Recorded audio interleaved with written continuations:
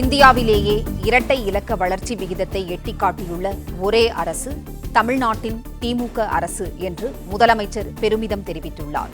இந்தியாவிலேயே இரட்டை இலக்க வளர்ச்சி விகிதத்தை எட்டிக் காட்டியுள்ள ஒரே அரசு தமிழ்நாட்டின் திமுக அரசு என்று முதலமைச்சர் மு.க.ஸ்டாலின் பெருமிதம் தெரிவித்துள்ளார்.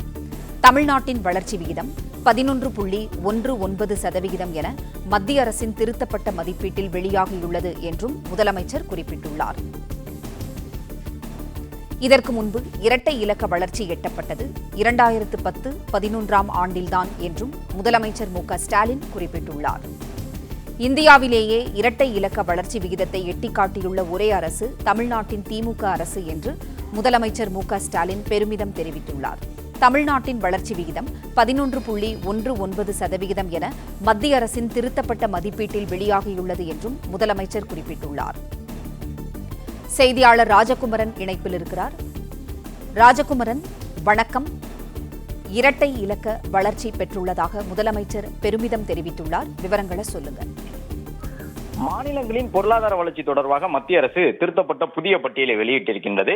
ஏற்கனவே வரைவு பட்டியல் வெளியான பொழுதே தமிழ்நாடு 9.69% பொருளாதார வளர்ச்சியுடன் இந்தியாவிலேயே முதன்மை மாநிலமாக இருந்தது. இந்த நிலையில் அதே பட்டியல் தற்பொழுது திருத்தப்பட்டு முழுமையான பட்டியலாக வெளியிடப்பட்டிருக்கக்கூடிய சூழலில் தமிழகத்தினுடைய பொருளாதார வளர்ச்சி என்பது 11.19% உயர்த்தி பதிவிடப்பட்டிருக்கின்றது.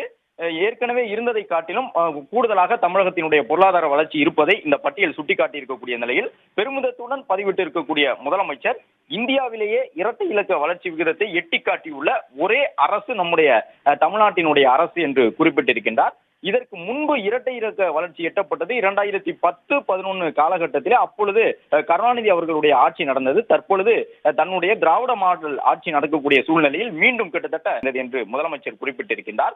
மேலும் தன்னுடைய இலக்கான 2030 ஆண்டுக்குள் $1 டிரில்லியன் அமெரிக்க பொருளாதாரம் எனும் பொழுது பலரும் புருவம் உயர்த்தினார்கள். ஆனால் இது மிகவும் உயர்ந்த இலக்கு எப்படி சாத்தியமாகும் என்றும் அவர்கள் கேள்வி எழுப்பிக் கொண்டிருந்தார்கள்.